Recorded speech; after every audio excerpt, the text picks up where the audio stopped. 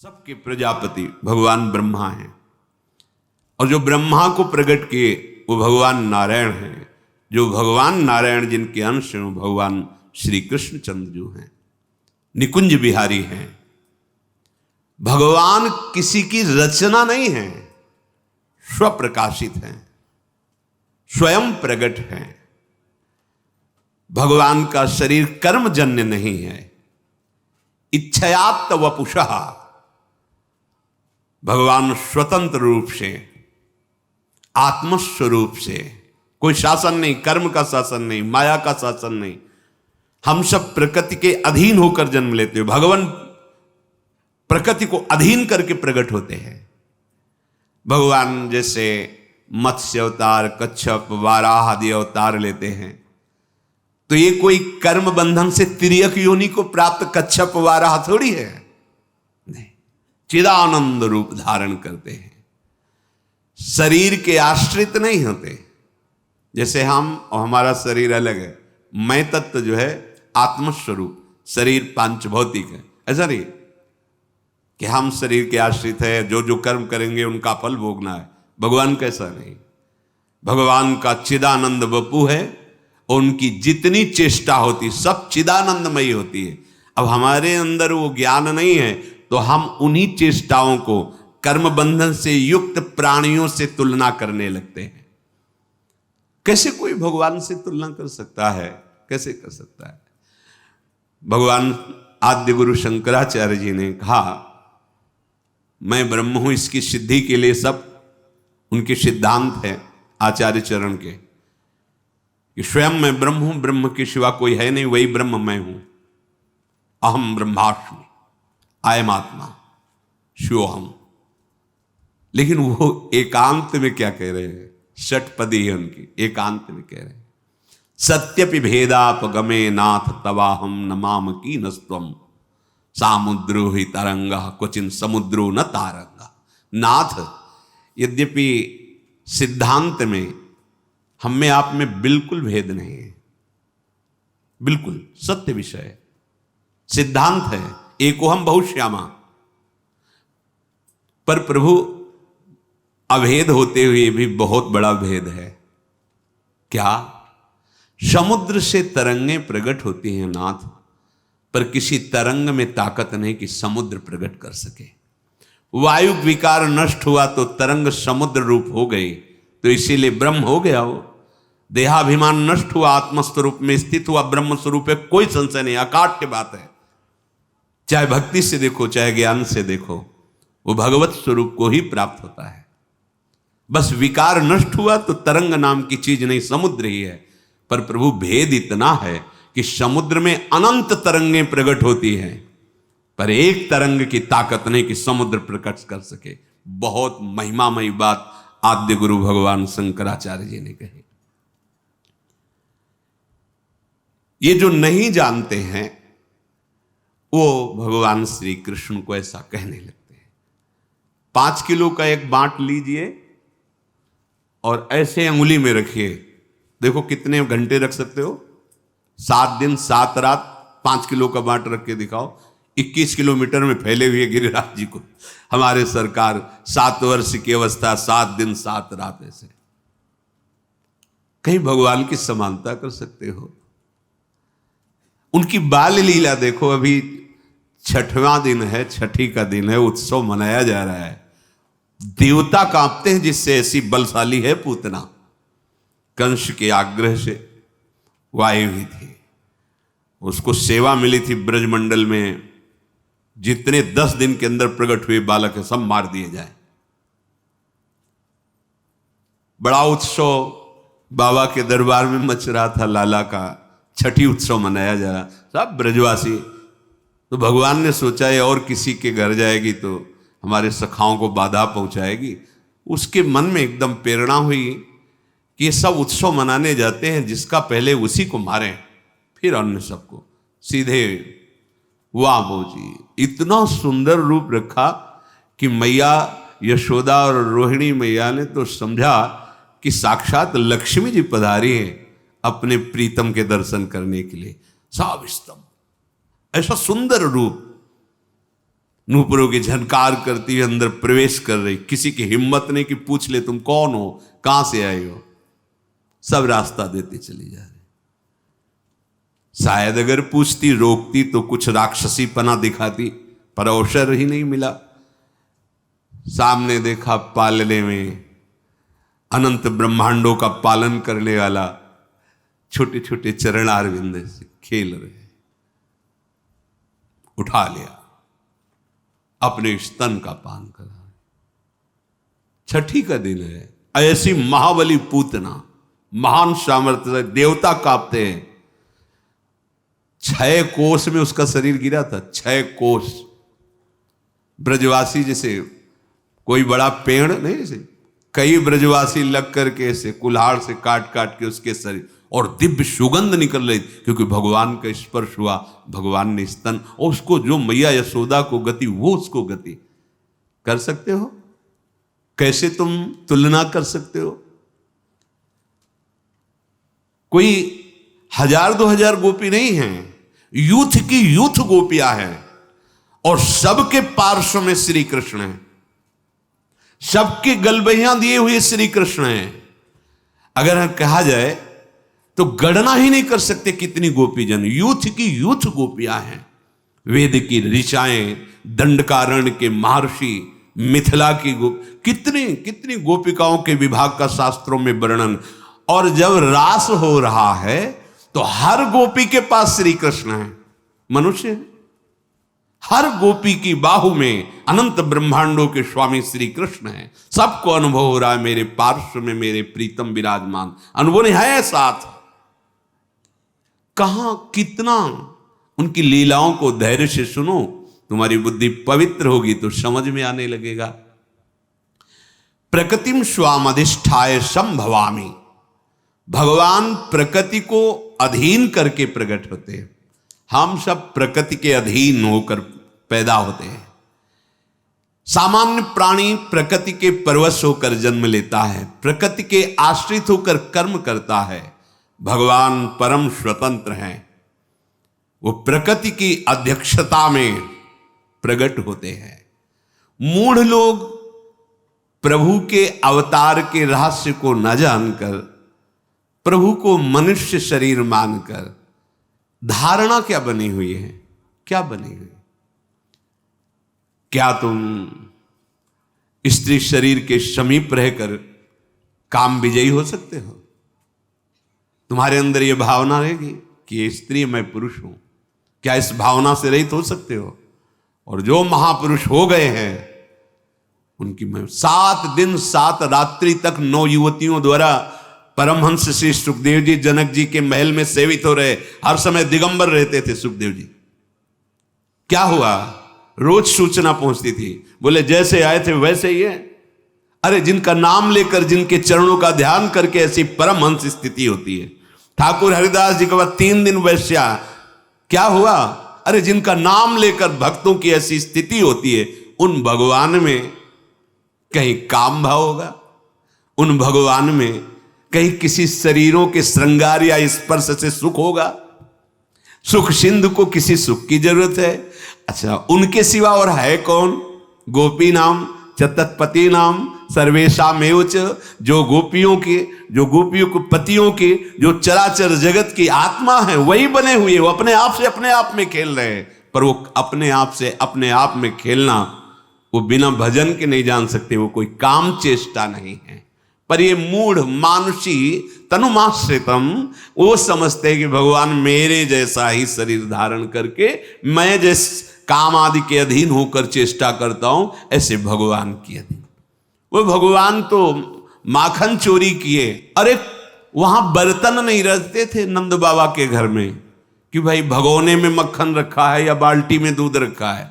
10 लाख गौएं तो कहां कुंड बने हुए थे। कुंड, ये दूध का कुंड, ये दही का कुंड, ये माखन का कुंड, घी का कुंड, बाबा के यहां कुंड थे।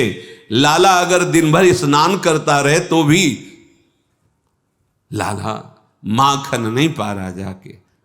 उन महर्षियों ने जो तप किया और गोपी स्वरूप से आए, उनका भाव पाने के लिए, उनको सुख देने के लिए, जैसी गोपी भावना करती है, लालजू महाराज उस चेष्टा को अपना भजन मानते हैं, वो अपनी सुख का अनुभव करते हैं और उसी चेष्टा से जाकर उसको सुख प्रदान। काश ऐसा होता, लाला ऐसे करता, ऐसा करता, वैसे ठाकुर ये यथा माम प्रपद्यन्ते तास तथैव भजाम्य हम। ये जो मूढ़ पुरुष हैं, ये नहीं जानते कि अनंत ब्रह्मांडों के उत्पन्न, पालन और लीन करने की सत्ता इन्हीं से स्फूर्ति होती है। वो अवहेलना करते हैं प्रभु की। नहीं सुनना चाहिए ऐसे लोगों की बातें, नहीं मानना चाहिए। अगर ऐसे लोगों के पास बैठोगे, ऐसी बातें सुनोगे तो भगवत विमुख हो जाओगे। जो हम सुनते हैं, देखते हैं, बोलते हैं, वही मनन होता, जो मनन होता वही हमारी स्थिति होती है। ये उत्पत्ति विनाशशील पदार्थों को सत्य मान करके उनका संग्रह करना और भोगना, यही इनका उद्देश्य रह जाता है। वो ये नहीं जान पाते। जन्म कर्म च मे दिव्य मेवं यो वेत्ति तत्वतः त्यक्त्वा देहं पुनर्जन्म नैति मामेति सोऽर्जुन। भगवान कह रहे हैं, बड़ी कृपा करके भगवान अवतार लेते हैं। ये दुष्टों को मारना भगवान के लिए कोई बात नहीं। एक संकल्प करते हैं तो सृजन पालन लीला उसी संकल्प से चलती रहती है। अनंत ब्रह्मांडों का सृजन निमेष में, उनके लिए बोले कंस को मारने के लिए भगवान का अवतार हुआ, रावण को मारने के लिए भगवान, जिनकी एक इच्छा मात्र, एको हम बहुश्यामा। कैसे कैसे ये केवल अनुग्रहाय भूतानां मानुषम देहिमास्थिता भजते तादृशी क्रीडा या श्रुत्वा तत्परो भवेत। भगवान कृपा करके अवतार लिए हैं।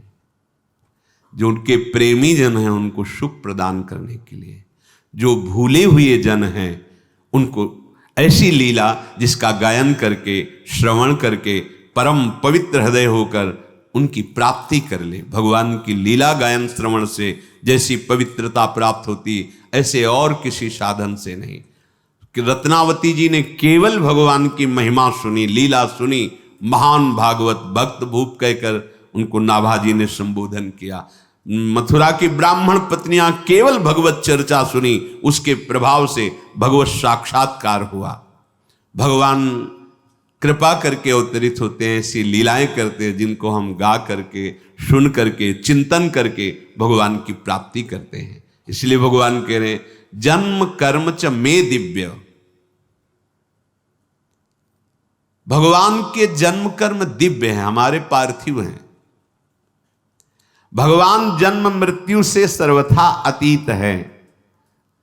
वैसे जो भगवान के स्वरूप का वर्णन है, भगवान ही कह रहे हैं अजोपि सन्न्यव्ययात्मा भूतानामीश्वरोऽपि सन् प्रकृतिं स्वामधिष्ठाय संभवाम्यात्म मायया। मैं अजन्मा हूं, मां के गर्भ में नहीं जाते भगवान। जैसे देवकी मैया या कौशल्या मैया अनुभव होता है, ना होने पर कितना नानात्व का अनुभव हो रहा है। अरे एक स्वप्न में देख लो, न कोई वस्तु होती है, न व्यक्ति होता है, न कोई प्रिय होता है, न कोई अप्रिय होता है, लेकिन सब कुछ होता है। इस जगत में एक प्रभु के सिवा कुछ नहीं है। लेकिन देख लो, सब दिखाई दे रहा है, क्या है? ये माया है।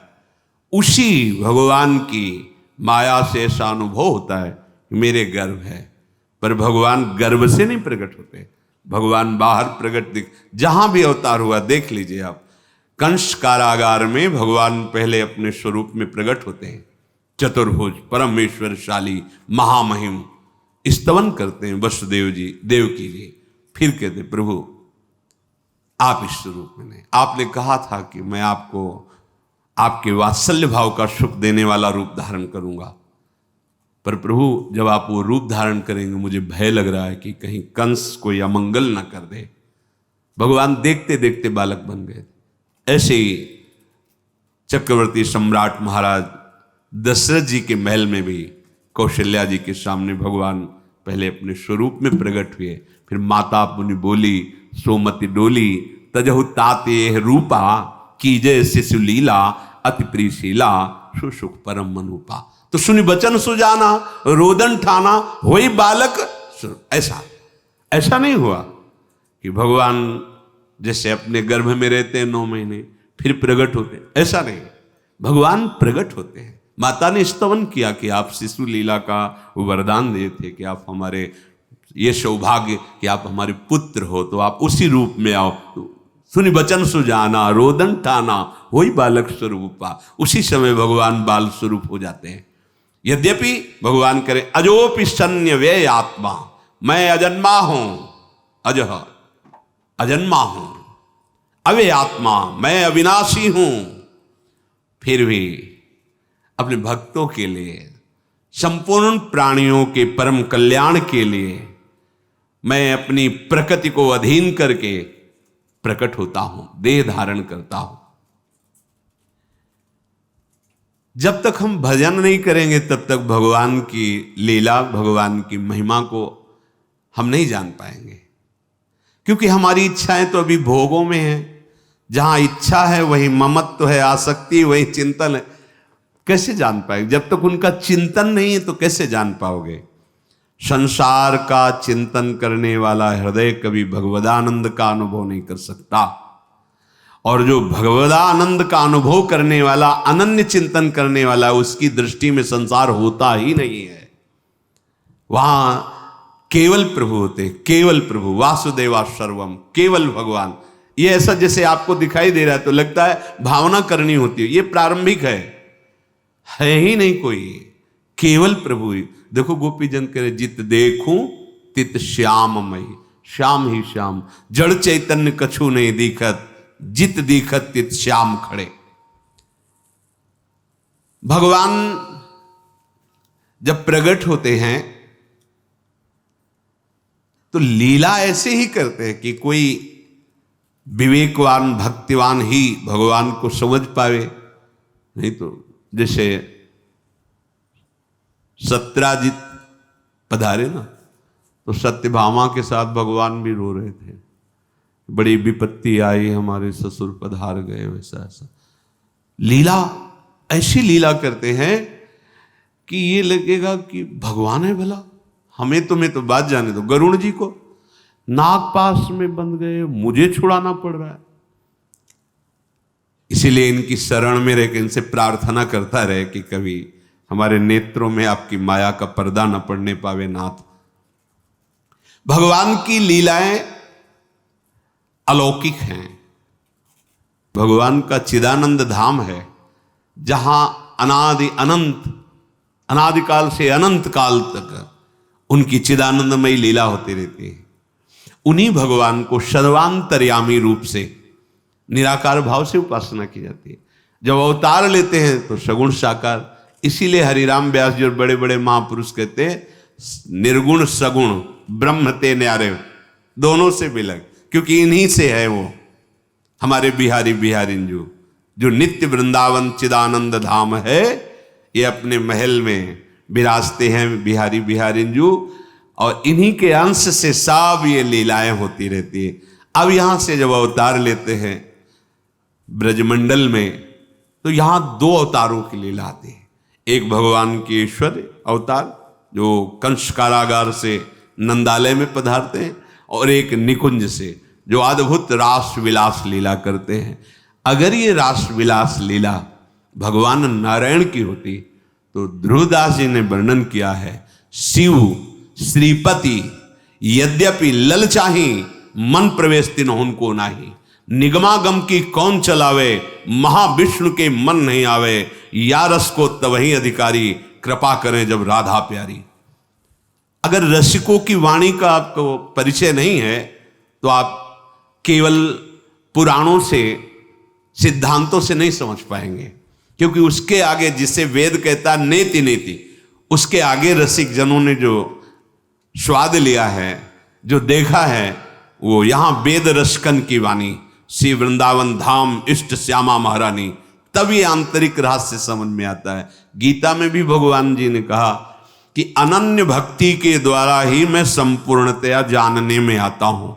कोई तप यज्ञ आदि के द्वारा मेरे संपूर्ण रूप को नहीं जान सकता। अनन्य भक्ति अर्थात प्रेम के द्वारा ही मैं पूर्ण जानने में आ जाता हूं। संपूर्ण प्राणियों के भगवान शासक हैं, ईश्वर हैं, पर वो अवतार लेते हैं, छोटे बनते हैं। जैसे अर्जुन जी के साथ हैं, पर वो जान पा रहे हैं कि ये महामहिम विराट यही हैं, नहीं जान पा रहे। भगवान वो दृष्टि प्रदान करते हैं अर्जुन जी को। ओ अर्जुन जी जो रूप देखते अब भगवान का तो कांप जाते हैं। वही भगवान जिससे हास परिहास करते हैं, हे कृष्ण हे सखे ऐसे कहकर वार्ता करते हैं, वही भगवान जब अपने विराट रूप का वही हैं, विराट रूप लिए बैठे हैं, सारथी बने, पर क्या कभी देखे पाए? जब भगवान ने उनको दिखाया तो कांप गए।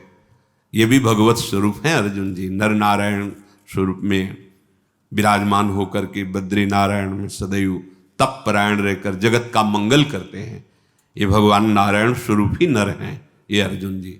लेकिन भगवान के विराट रूप को देखा, आप पढ़ के देखो, कांप रहे हैं। तमादि देवा पुरुषा पुराणा तुमस्य विश्वस्य परम निधानम वेत्तास्य वेद्यम परमम च धाम त्वया ततम विश्वमनंत रूपम वायुर्वग्निर्वरुणा शशांका प्रजापतिस्त्वं प्रपिता महश्च। अर्जुन क्या देख पा रहे हैं भगवान के स्वरूप को। इससे भी लगे एक भूमा रूप का दर्शन कराया। कैसे कोई पार पा सकता? अगर ये जनावे तो जान ले, नहीं तो कोई पार ही नहीं पा सकता है। आप और आप स्वयं जाकर वहां प्रणाम करते हैं, भूमा पुरुष है, प्रणाम करो इनको, जो ब्राह्मण बालकों का अपहरण करके। ये भगवान अवतार के समय अपनी शक्ति को छोटे से छोटा करके, जितना जहां जैसी आवश्यकता है, वास्तव में यही भगवान की भगवत्ता है कि जो अनंत ब्रह्मांडों का शासक है वो अर्जुन के घोड़े हाँक रहा है। अर्जुन की आज्ञा, मेरा रथ है केशव ले चलो, दोनों सेनाओं के मध्य में खड़ा करो, भगवान को आज्ञा कर रहे। जैसा जैसा भाव भगवान पर किया जाता है वैसा ही अनुभव कराते हैं। सतोगुण रजोगुण तमोगुण, इन तीनों गुणों से अलग भगवान शुद्ध स्वरूप से प्रकट होते हैं। कोई रंग ही नहीं है जिससे, कल एक बच्ची पूछ रही थी, प्रिया जो कितनी गोरी हैं और श्याम सुंदर कितने काले हैं। गोरी प्रिया भी चकोरी की तरह जिले देखती है, ऐसे श्याम सुंदर है। नंद के लाल हरियो मन मोर, कौन बोल रही? हमारी स्वामिनी जी, जिनके रूप का वर्णन करने के लिए उनकी सखियां कहती तेरो रूप कहत नहीं आवे। प्यारी जी कैसी कोटि कोटि रसना जो रोम रोम प्रति होए, प्यारी जू के रूप को न प्रमाण कहो जाए। चाहे स्वामी जी बोले, चाहे हित जी बोले, चाहे ध्रुवदास जी बोले, जितने रसिक महापुरुष, ऐसा रूप प्यारी जी चकोरी की तरह देखते हैं। थे कहत चहत प्रीतम दिसी बदन चंद्र मनो त्रसित चकोरी। आप देखो ऐसे हैं काले श्याम सुंदर कि गोरी प्रियाजू के नेत्र चकोरी की भांति उनके रूप लावण्य मिले। ऐसे मत समझना कि श्याम सुंदर काले जैसे है, ऐसे नहीं है। मुनि मन मोहन, विश्व मन मोहन, मदन मन मोहन और सोमन मन मोहन। नंदालय में जो खंभे हैं वो मणिजटित हैं, तो लालजू की जो प्रतिबिंब जब तो माखन खाएगा, ऐसे वो कितना सुंदर रूप। और मैया देखकर आनंद ले, सोमन मनमोहन, अपने रूप को देखकर लुभायमान हो जाते हैं और कहते हैं हमसे दोस्ती करोगे? वो रूप दिखाई दे रहा है, बहुत सुंदर, माखन खाओगे? नहीं खाओगे? अच्छा, प्रभु अनंत ज्ञान के समुद्र, अनंत रूप के समुद्र। और प्रियालाल का जो रंग है वो प्रकृति में है ही नहीं है। प्रकृति में सतोगुण रजोगुण तमोगुण से ही सब कुछ प्रकट हुआ है। और प्रभु का त्रिगुणातीत रूप है, सच्चिदानंद रूप है, तो स्याही ही सच्चिदानंद नहीं तो कैसे बना है? पर जितने रूप है सब उनके हैं, क्योंकि कहो सो कहां जहां प्रभु नहीं, पर होते हुए भी अभी वो नहीं, और वही ना होते हुए भी सब जगह है। बड़ी सुंदर पहेली है, सुलझा लो तो महापुरुष हो जाओगे। सबसे परे सब में भरे वही है, पर इतने सुंदर हैं कि तुलना में कुछ है ही नहीं। अनंत ब्रह्मांडों में है ही नहीं कि कैसे श्याम रंग की तुलना। बस ऐसे समझो जैसे द्वितीया का चंद्रमा प्रकट हो तो शाखा, चंद्र शाखा ने ऐसे, ओ देखो वृक्ष की डाल के एक हाथ ऊपर चंद्रमा दिखाई दे रहा है, ऐसे कि जैसे नवीन जलधर मेघ की कांति, जैसे केकी कंठाभ नीलम, पर नहीं है, उपमा नहीं। श्याम सुंदर की श्रीअंग कांति की तो बात जाने दो, उनका जो मोर पंख लगा हुआ है ना मुकुट में, मूर्छित हो जाओगे उसकी सुंदरता देख के। मोर है ही नहीं मोर पंख में ऐसा। दोनों अलग अलग करके दर्शन कराए जाते हैं जब उपासक आगे। चिदानंद में दिव्य कांति प्रकट हो रही मोर पंख में की, अरे उनके अंगों की तो बात जाने दो। भगवान शिव जब मुकुंद के चरणारविंद उनके ध्यान में आ जाते हैं ना तो उन्मत्त होकर तांडव करने लगते हैं। आनंद सिंधु के चरण ब्रह्मानंद में छके हुए मधुसूदन सरस्वती जी महाराज जब इनकी रूप कांति देखते हैं ना तो कहते कृष्णात् परम किमपि तत्व माम न जाने। अरे होश उड़ जाए, ऐसे ठाकुर है, ऐसी श्याम कांति है जिसकी उपमा ही नहीं है। ऐसा लावण्य लालजू का, रसदात्री प्रियाजू का ऐसा सौंदर्य, ऐसा स्वरूप, यही सुख प्रदान करने के लिए दोनों युगल सरकार अपने अंश से वृषभानु भवन में और नंदालय में प्रकट हुए। तो जो भगवान के जन्म कर्म दिव्य हैं, ये पहले स्वीकार करो। स्वीकृति से ही आपकी अध्यात्म उन्नति होती है, ध्यान रखना। अगर देहाभिमान भाव है तो बड़े से बड़ी साधना कर लो, उसका फल मिलेगा, ब्रह्मलोक तक पहुंच सकते हो, लेकिन जीवन मुक्त नहीं हो सकते, प्रेमी नहीं हो सकते। स्वीकृति, देह स्वीकृति तो ब्रह्मलोक तक जा सकते हो। बड़ी बड़ी साधना, बड़ी बड़ी तपस्या, मैं तपस्वी, मैं साधक, मैं त्यागी, मैं, उसका फल मिलेगा आपको। लेकिन इस मैं का समर्पण जब होता है तब जो दिव्यता आती है।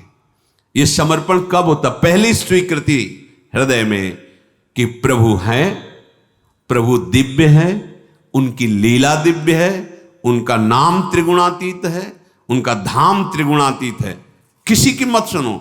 ये जो नाम की निंदा करते हैं, धाम की अवहेलना करते हैं, नामों में भेद पैदा करते हैं और नाना प्रकार की उपासनाओं में, ये भगवान की माया के द्वारा हमारी परीक्षा हो रही अपनी इष्ट निष्ठा की। किसी की निंदा नहीं करनी, पर अपनी इष्ट निष्ठा की, जो गुरु प्रदत्त नाम धाम रूप लीला। कोई भी ज्ञानी महापुरुष, कोई भी सिद्ध महापुरुष बिना नाम के नहीं है।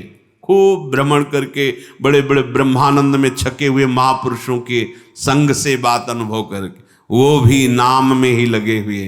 अनुभूति हो गई है, पर अपने आत्मस्वरूप प्रभु की सेवा में। हमने तो बड़े महापुरुषों को देखा शालिग्राम भगवान की सेवा करते, ब्रह्मबोध संपन्न महापुरुष, चरणामृत लेना, तुलसी चढ़ाना, प्रणाम, संन्यास, ब्रह्म मार्ग, ब्रह्म की अनुभूति करने वाले।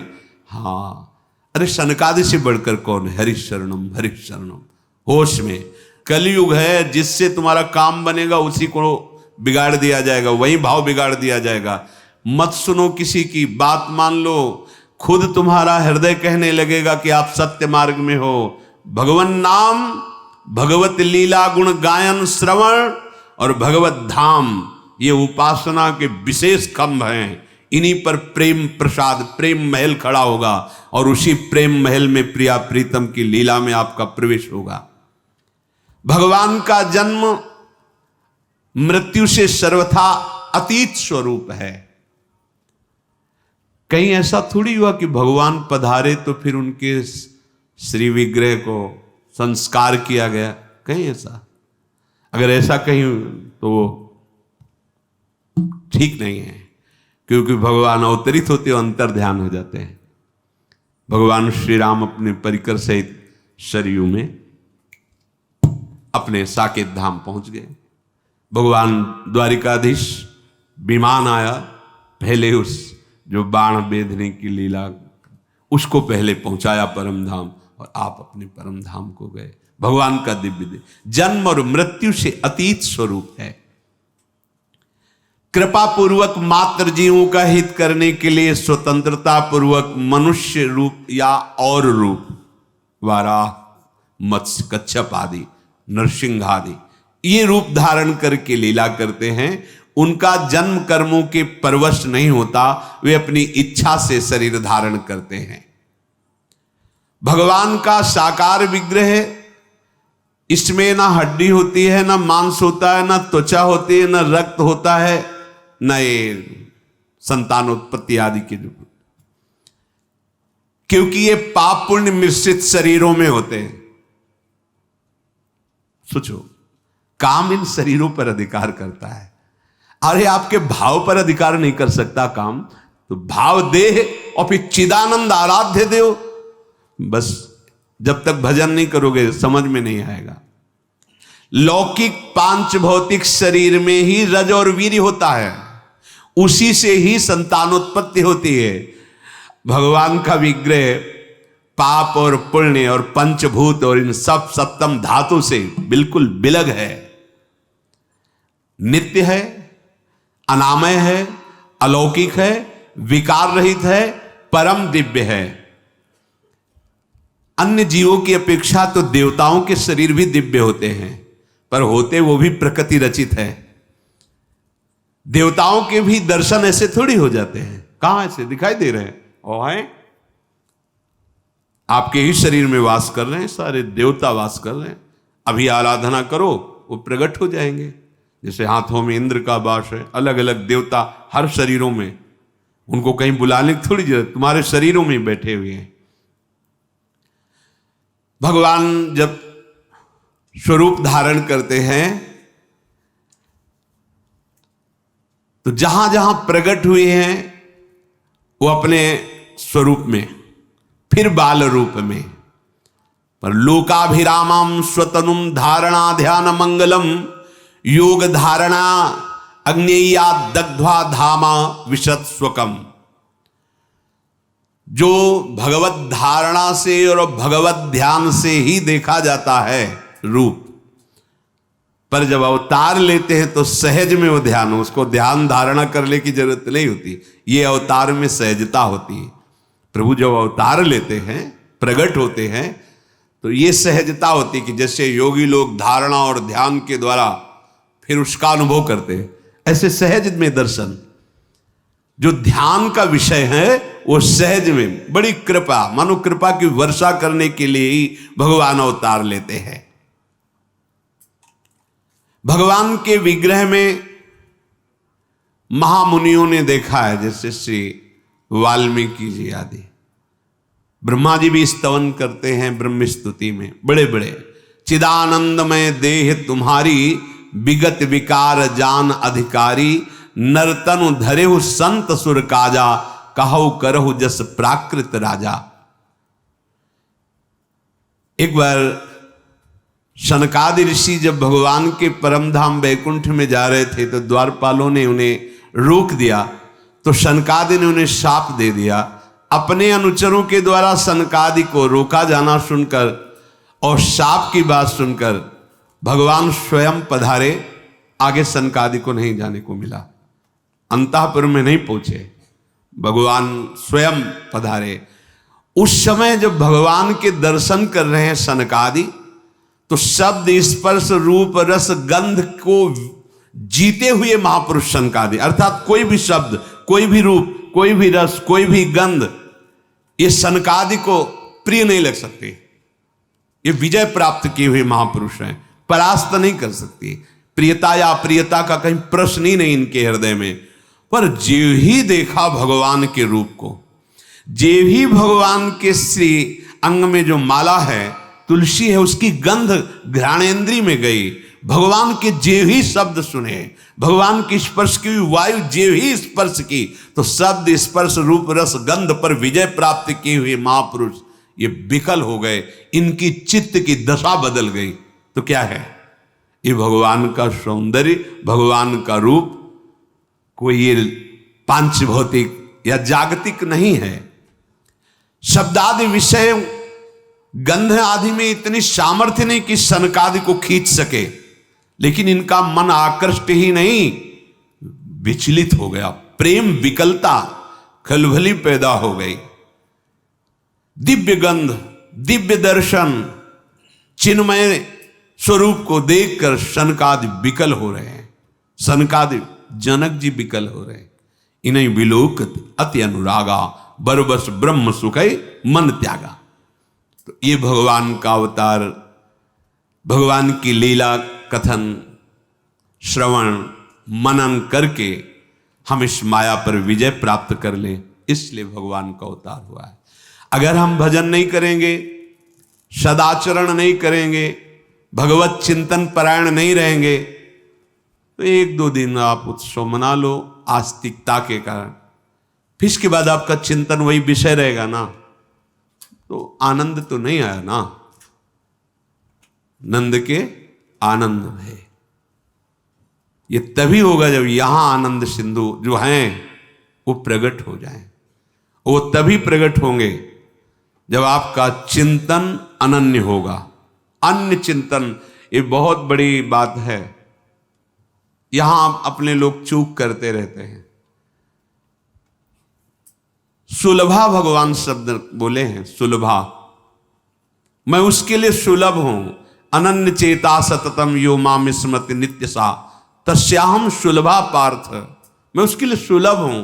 बस चिंतन, चिंतन उसी का बनता है जो भगवान की लीलाओं का गायन करता है, लीलाओं का श्रवण करता है और उनकी चरण सेवा करता है, सेवा विराजमान करता है, नाम कीर्तन करता है, नाम जप करता है। इससे अभ्यास ऐसा बन जाता है कि फिर प्रभु का चिंतन छूटता ही नहीं। तंद्रा में है या निद्रा में है, स्वप्न में है या जागृति में है, वही बने रहते हैं, उन्हीं का चिंतन चलता रहता है। उनका चिंतन होना अर्थात भगवत प्राप्ति होना, अखंड चिंतन। फिर आप देख लेना, चिंतन संभालो। भगवान का अवतार अनन्य चिंतन करवाने के लिए हुआ है कि हमारी लीलाओं को गाओ, सुनो और उनका मनन करो, हमारा अनन्य चिंतन करो। कृपा सिंधु भगवान अकर्ता हो करके भी ऐसी चेष्टा, ऐसी क्रियाएं करते हैं जिनके केवल गाने मात्र से, देखो, सब काम से पीड़ित हृदय वाले जन ये समझ ही नहीं पा रहे सुखदेव जी महाराज क्या कह रहे हैं। भगवान श्री कृष्ण के द्वारा ये जो रास लीला की गई है, अगर इसका आप गायन करोगे तो आपका हृदय रोग, काम रोग दूर हो जाएगा। देखो, श्री हिताचार्य चरण कह रहे हैं कि जो चतुरासी जी के 84 पद हैं, इनमें उन लीलाओं का गायन है। अगर आप इन लीलाओं का गायन करोगे तो आपके हृदय में जो काम वेदना है शांत हो जाएगी। भव जल निधि को नाव, काम पावक को पानी। आपके हृदय में प्रेम प्रकट हो जाएगा, प्रेम भक्ति को मूल। आपके सारे शोक संताप नष्ट हो जाएंगे। मोद मंगल सुखदानी, और सारे वेदों का सिद्धांत सार है भगवत लीलाओं का गायन श्रवण करना। और इन्हीं नेत्रों से निरखय जुगल किशोर, इतना लीलाओं में सामर्थ्य भरी है। अगर हम प्रभु की लीलाएं जो प्रभु प्रकट होकर किए उनका गान करें, प्रभु को ही सुनाएं और उनका श्रवण करें और उनका मनन करें और नाम जप करें, तो इसी जन्म में हमें भगवत प्रेम प्राप्त हो जाए, जो हमारे जीवन का परम लाभ है। सच्ची सच्ची, जैसे आप आंख मूंदते हैं तो अंधेरा नजर आता है ना, ऐसे आप खोले रहो या मूंदे रहो, वो गौर श्याम कांति झलकती रहती है, वो कृपा करके हृदय में प्रकाशित रहते हैं। ऐसे है तो, ऐसे है तो जिधर देखो उधर वही छाए रहते हैं। यही जीवन का परम लाभ देने के लिए भगवान अवतरित थे। बड़े बड़े जो बलशाली असुर हैं, एक संकल्प से पूरे ब्रह्मांडों का विनाश हो जाए, उनके लिए अवतार लेने की जरूरत नहीं। वो अपने प्रेमी जनों को सुख देने के लिए और प्रेम प्राप्त करने के लिए लालसा वाले उपासकों के लिए जो भगवान ने लीलाएं की, उनका गायन करें, श्रवण करें, आनंद उत्सव मनाएं। हमारे हृदय में भगवान प्रकट हो, हमारे हृदय में प्रियालाल प्रकट हो। शेष चर्चा आगे। श्री राधा वल्लभ लाल।